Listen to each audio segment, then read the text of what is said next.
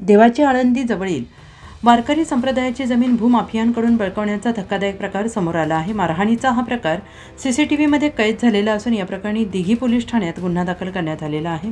आळंदी जवळील 24 वाडीत सन 110(अ)(3)(2) श्री इंचगिरी रसाळ संप्रदायाची 20 गुंठे जमीन आहे। 20 मे 1983 रोजी शंकर महाराज रसाळ यांनी भजन कीर्तनासाठी ही जमीन विकत घेतली। मात्र जमिनीचे भाव गगनाला भिडल्याने काळे कुटुंबियांकडून ती बळकावण्याचा प्रयत्न सुरू आहे। 10 जून रोजी अजय काळे आणि त्याचा मुलगा देवराज काळे यांनी JCBच्या साहाय्याने या जागेत घुसखोरी केली। नंतर त्यांनी 2 जांभळीची झाडे मुळासकट उपटली आणि पिंपळाची फांदी तोडून ताबा घेण्याचा प्रयत्न केला। यावेळी त्यांना विरोध करण्यासाठी गेलेले राजेंद्र गायकवाड यांना या बापलेकांनी बेदम मारहाण केली आणि ही संपूर्ण घटना CCTVमध्ये कैद झालेली आहे। राजेंद्र गायकवाड यांच्या फिर्यादीवरून दिघी पोलीस ठाण्यात अजय काळे, देवराज काळे आणि एका अनोळखी इसमावर भारतीय न्याय संहितेच्या कलमानुसार गुन्हा दाखल करण्यात आलेला आहे। नेमकं असं घडलं होतं 10 तारखेला इथं जेव्हा मी माझ्या मुलाला क्लासला सोडवायला चाललो होतो तेव्हा माझ्या निदर्शनात असं दिसलं की ह्या जागेवरती JCB आणि 4 लोक उभे होते, जे की माझ्या आजोबांनी खरेदी केलेली 20/83ला जागा, त्या जागेवरती तिरायत इसम म्हणजेच अजय प्रकाश काळे व त्याचा मुलगा देवराज प्रकाश काळे हे ह्या जागेवरती अतिक्रमण करण्यास आले व आमची 20 वर्षाची जुनी 2 जांभळीची झाडं व पिंपळाचं झाड यांनी मुळासकट उपटून काढून फेकून देऊन नंतर मी ते त्यांना थांबवण्यास गेलो तेव्हा मी त्यांना प्रतिकार केल्यानंतर त्यांनी मला शिवीगाळी केली। मी म्हटलं तुमचे जे काही पेपर असेल ते तुम्ही घेऊन या, सिद्ध करा। मी माझे पेपर तुम्हाला दाखवलेले आहेत। तुम्हाला इथं येण्यास मनाई हुकूम असतानासुद्धा तुम्ही आमच्या जागेमध्ये बिना परवाना कुठलीही परवानगी न घेता कायदेशीररित्या आमच्या जागेवर ताबा घेण्याचा प्रयत्न करतात, तो चुकीचा आहे। त्यांनी मग माझी आणि त्यांची बाचाबाची झाली, शिवीगाळी झाली, त्यांनी मला मारहाण केली। मारहाण केल्यानंतर मी पोलीस चौकीमध्ये गेल्यानंतर त्यांच्यावरती NC नोंदवल्यानंतर पोलिसांच्याकडून जी काय कारवाई आहे त्यांच्यावरती केली गेली आहे, त्यांच्यावर FIR झालेला आहे। ते होऊनसुद्धा पुन्हा त्यांनी परत 12 तारखेला येऊन JCB घेऊन इथे खड्डे घेण्याचा प्रयत्न केला।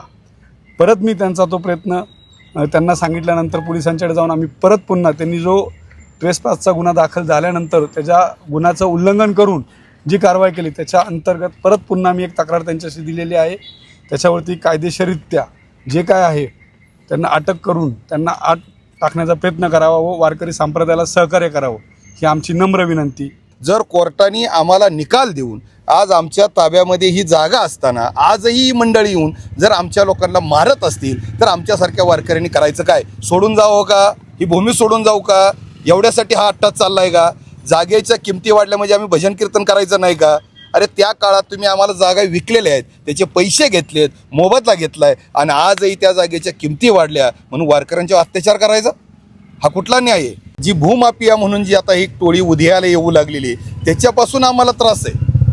आज खऱ्या अर्थानं जागेच्या किमतीच्या पायी खून पडायला कमी पडणार नाही ही परिस्थिती आज आळंदीमध्ये झालेली आहे। समर्थ गुरुदेवदादा शंकर महाराज रसाळांनी दिनांक 20/5/1983 साली ही जागा संप्रदायासाठी 20 गुंठे जागा संप्रदायासाठी खरेदी केलेली आहे।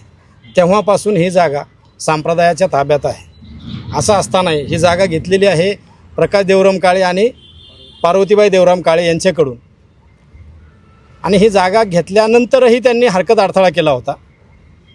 त्यानंतरही महाराजांनी दिवाणी कोर्टामध्ये पुणे येथील दिवाणी न्यायालयामध्ये रेमू नंबर 1593/1992चा कायमचे मनाईसाठी दावा दाखल केलेला होता।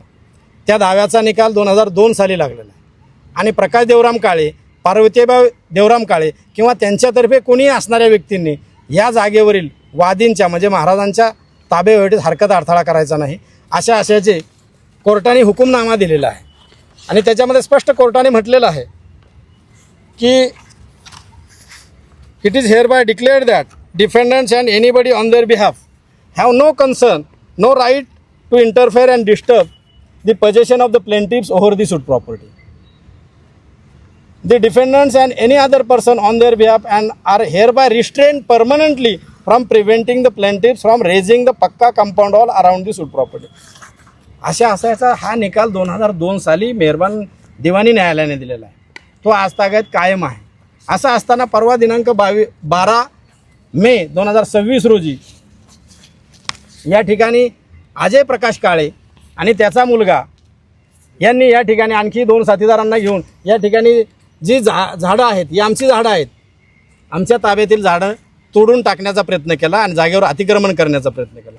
हे सर्व घेऊन गेल्यानंतर आम्ही पोलीस स्टेशनला सगळी तक्रार रीतसरपणे तक्रार दिलेली आहे. त्याची FIR आमच्याकडे आहे, FIR झालेली आहे. पण झाडे तोडीची तक्रारही आम्ही या ठिकाणी संबंधित खात्याकडे केलेली आहे. तर या ठिकाणी संपूर्ण जे काळे कुटुंब आहे, काळे कुटुंबाला ही जमीन बळकावायचा त्यांचा प्रयत्न चालू आहे. ही सर्व बाबी आम्ही पोलीस प्रशासनाच्या निदर्शनास आणून दिलेल्या आहेत. त्यानंतर पोलीस प्रशासनाने आमची दखल घेतलेली आहे आणि त्यांनी योग्य ती कारवाई करण्याचं आश्वासनही दिलेलं आहे. आता गुन्हा दाखल झालेला असतानाही परत तो दुसऱ्या दिवशी येऊन या ठिकाणी त्यांनी पुन्हा इथं ताबा घ्यायचा काहीतरी प्रयत्न चालू केला होता. ती आम्ही पोलिसांच्या निदर्शनास आणून दिलेली आहे. आमचं म्हणणं एकच आहे, ही इंचगिरी रसाळ संप्रदायाची जागा आहे आणि ह्या जागेवर कोणी अतिक्रमण करू नये यासाठी पोलिसांनी आम्हाला सहकार्य करावं.